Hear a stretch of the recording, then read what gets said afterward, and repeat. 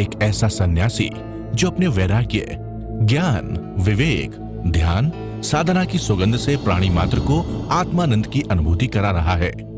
एक ऐसा प्रवचनकार जिसके प्रवचन श्रवण के लिए हर जाति, संप्रदाय, समाज, क्षेत्र के लोग आतुर रहते हैं।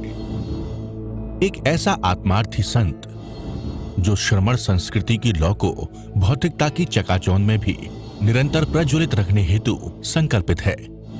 एक ऐसा आध्यात्म योगी जो अपनी ध्यान साधना के द्वारा पूरे विश्व को सुख, शांति, समृद्धि का मार्ग दिखा रहा है।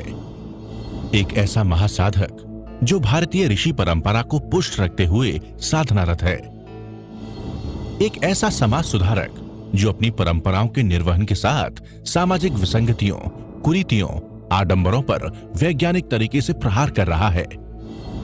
ऐसे महान व्यक्तित्व का नाम है आचार्य सम्राट पूज्य श्री शिव मुनि जी महाराज साहेब। पंजाब के मलोट मंडी में 18 सितंबर 1942 को ननिहाल राणिया ग्राम में मातुश्री विद्या देवी की पवित्र कुक्षी से जन्मे व पिता श्री चरणजी लाल जैन के संरक्षण में पले 30 वर्ष की आयु में राष्ट्र संत श्रमण संघीय सलाहकार श्री ज्ञान मुनि जी महाराज साहेब के हाथों से संन्यास ग्रहण करने वाले इस सन्यासी को 9 जून 1999 को अहमदनगर में आचार्य पद से नवाजा गया। आप श्रमण संघ में दीक्षित एक सर्वश्रेष्ठ ध्यानी, योगी, साधक, साधु रत्न हैं। विभिन्न समाज सेवी संस्थाओं, संघ, संगठन व विश्वविद्यालय आदि ने आपको सम्मानित कर सात्विक गौरव की अनुभूति कर रहे हैं। किसी से देना नहीं, अपने में मस्त रहना। और ये भावना थी उसकी कि मुझे कोई दीक्षा दे दे। और उदय मुनि जी महाराज साहब जो शास्त्र के बहुत ज्ञान वो आए थे, उन्होंने कहा दीक्षा हो गई, थोड़े से वर्ष में काम सिद्ध कर लिए। जो 50-50 साल के दीक्षा वाले नहीं कर सकते, तो तुम में भी कोई भाव हो किसी का, चाहे 85 साल की उम्र आ जाए, आ जाना, तैयारी कर लेना, इस चतुर्मास में ही दीक्षा दे देंगे। हिम्मत चाहिए, ये संकल्प चाहिए। बहनों में भी आ सकती हैं, ऐसा नहीं कि बहन हम साध्वी जी के पास भेज देंगे आपको। संकल्प, ये आत्मा की बात। यदि आपका पूरा जीवन सदा हुआ है तो थोड़े समय में काम हो जाता है। और यदि आपका जीवन उल्ट पुल्ट लगा हुआ है, मेरा तेरा, ये सब, ये छल छदम में, उसको ऊंचा करा दूं, उसको नीचा करा दूं, मैं, फिर वो बनता ही नहीं, वो भाव ही नहीं आते। तो मैं प्रैक्टिकल आपके सामने कह रहा हूं। तो भगवान ने कहा जब भी आपका मन करे सलेखना लेकर के थोड़े समय में, एक भाई कल, उसकी पत्नी थी, साथ रहे और अंतिम समय पत्नी को कैंसर का रोग हो गया। बताया नहीं, वो कल मुझे बता रहे थे। तो उन्होंने कहा मैंने दीक्षा लेनी है, ना मुझे संथारा करवा दो। सुबह दीक्षा दी, दीक्षा देने के बाद संथारा कराया, शाम को संथारा सीज गया। एक ही दिन में सारा काम कर लिया। गृहस्थ का भी धर्म निभा दिया, पति पत्नी बन गए, अंतिम दीक्षा ले ली, संथारा भी ले लिया, कैंसर का रोग भी चला गया। डॉक्टरों के पास जाते, इंजेक्शन लगाते, कीमोथेरेपी लगाते, वो करते, कुछ नहीं, और एक ही दिन में सिद्ध हुए। ये है धर्म का चमत्कार। बड़ी से बड़ी बीमारियां ठीक हो जाती हैं, क्योंकि बीमारियां कर्मों की हैं। इस शरीर के ऊपर प्रभाव कर्मों का आता है। कर्म रोग है, कर्म रोग को ठीक करने के लिए धर्म का सहारा, तप का सहारा बहुत बड़ी बात है। और तप 12 प्रकार का तप कहा गया है। तो मैं ये कह रहा था, इस भावना से आप सीखो, चिंतन करो कि क्या है सार जीवन में।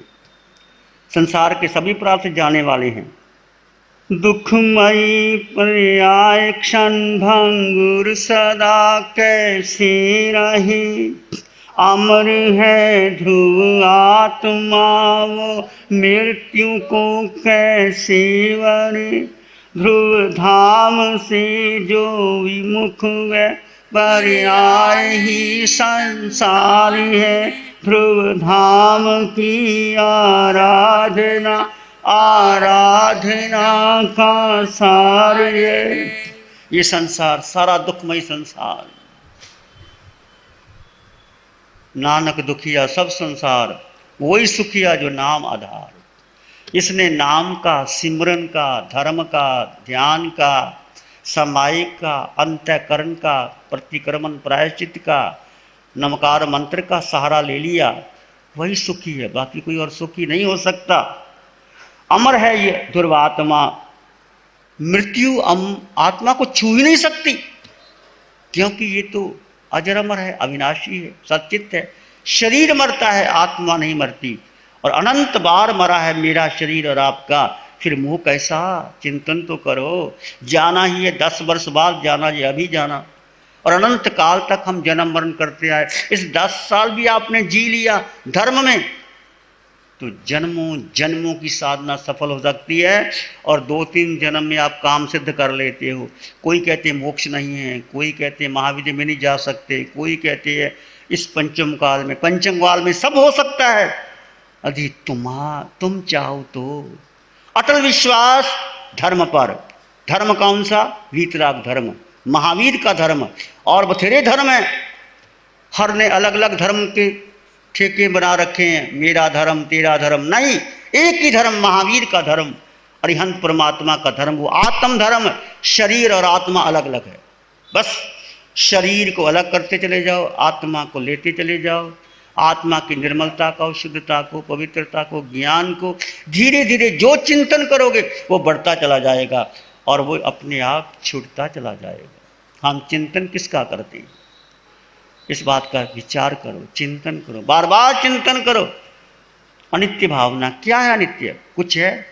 देखो, जन्म आपका हुआ कैसे थे, बड़े हो गए कैसे, जवानी में कैसे, बुढ़ापे में कैसे, सब कुछ बदल रहा है। फिर हम मानते मैं तो हूँ, मैं घर का मालिक हूँ, मैं सभा का सभापति हूँ। जो एक बार बन जाता है वो छोड़ना ही नहीं चाहता। यहाँ की बात नहीं मैं कहता, कोई एक बार प्राइम मिनिस्टर बन जाए वो कहता मैं प्राइम मिनिस्टर बना ही रहूँ, कोई सरपंच बन जाए वो कहता सरपंची चलती रही मेरी, सब चला जाता है। एक सत्य है, वो तुम नहीं जाते। संयोग क्षण भंगुर सभी पर आत्मा ध्रुव, संयोग क्षण भंगुर सभी पर आत्मा ध्रुव धाम, पर्याय न धर्मा परंतु द्रव्य शाश्वत धाम है।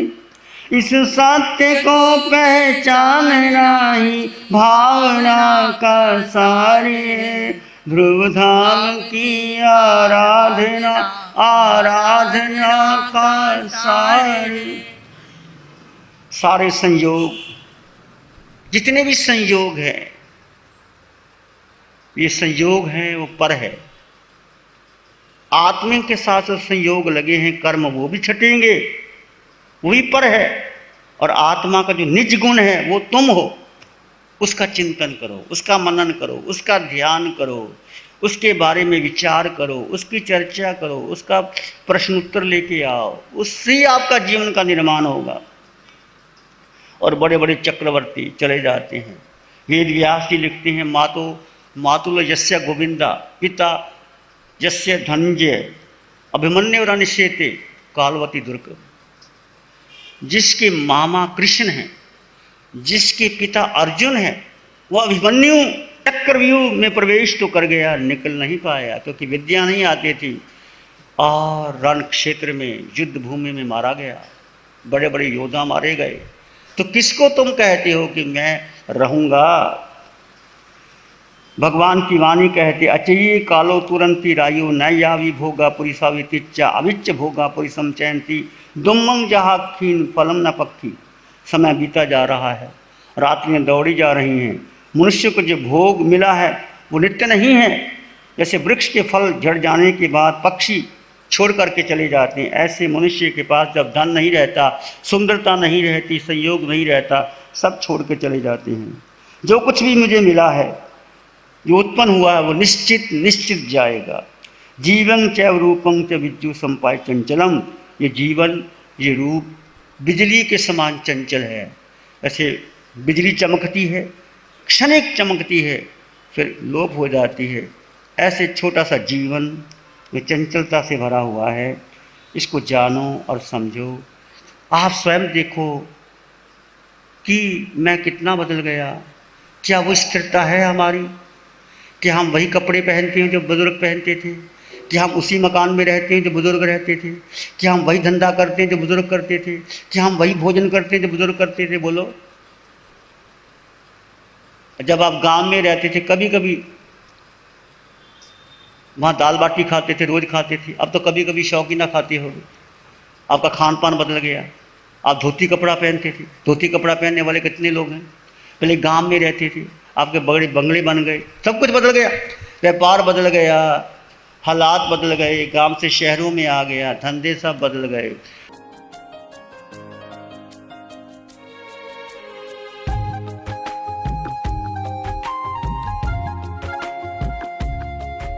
ध्यान करेंगे आंखें बंद, मन वचन काया शांत, शरीर शांत, विचार शांत, सृष्टि शांत, वातावरण शांत, हर दिशा हर किनारा शांत शांत। सिर के सिरे से पांव के अंगूठे तक अपने भीतर शुद्ध चेतना का एहसास कीजिए। तुम आत्मा हो और शरीर, देखो शरीर को कितना बदल गया। ये देह परिवर्तनशील है, अनित्य है। जब माँ के गर्भ में आए, अणु के रूप में आए, 9 महीने माँ के गर्भ में रहे, बाहर आए, छोटा सा शरीर, छोटी छोटी आंखें, छोटे छोटे पांव, धीरे धीरे बढ़ने लगे और बड़े हो गए और बड़े हो गए। स्कूल गए, कॉलेज गए, मित्र बनाए, धन इकट्ठा किया। कितना बदल गया। जो बदल गया वो तुम नहीं हो। संयोग, जहां जहां भी संयोग है, माता पिता, बहन भाई, पति पत्नी, गुरु शिष्य, परिवार संबंधी, ये संयोग दुख का कारण है। मूलतः अंततः दुख ही देने वाले हैं। इस संयोग को भी वियोग में ले आइए। बस एक सत्य है, मैं आत्मा। इस पूरे शरीर में, सिर के सिरे से पांव के अंगूठे तक आत्म प्रदेश विद्यमान है। उसमें अनंत सुख है, अनंत ज्ञान है, अनंत शक्ति है, संपन्नता है, परिपूर्णता है। वो तुम हो। चिंतन करते चले जाइए अनित्य भावना का।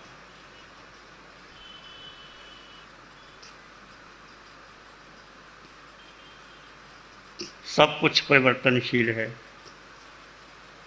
विचार बदल जाते हैं, धारणाएं बदल जाती हैं, शरीर प्रतिपल बदल रहा है, पर एक तत्व है, वो मैं, शुद्ध आत्मा, वो कभी नहीं बदलेगा। था है रहेगा। वही सत्य है, वो तुम हो। मैं ध्येय हूँ, श्रद्धेय हूँ, मैं ज्ञेय हूँ, मैं ज्ञान हूँ, बस एक ज्ञायक भाव हूँ, मैं स्वयं भगवान हूँ। इस सत्य को पहचानना ही भावना का सार है। ध्रुव धाम की आराधना, आराधना का सारी है। मात्र ज्ञायक भाव, मात्र दृष्टा। शरीर कर्ता भोक्ता है, आत्मा ज्ञाता दृष्टा है। आत्मा ने आज तक कुछ नहीं किया। शरीर करता है, इसको मान लिया मैं कर रहा हूं। ये सबसे बड़ा मिथ्यात्व है। इस मिथ्यात्व को तोड़ो और अपने भीतर गहरे गहरे उतरते चले जाओ।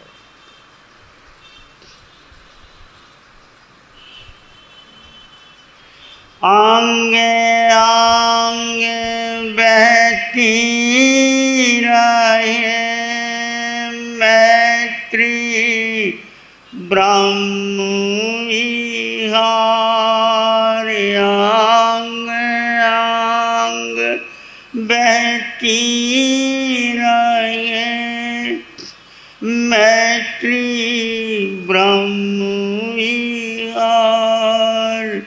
मैत्री ही सुख शांति का मोक्ष पुरी का द्वार।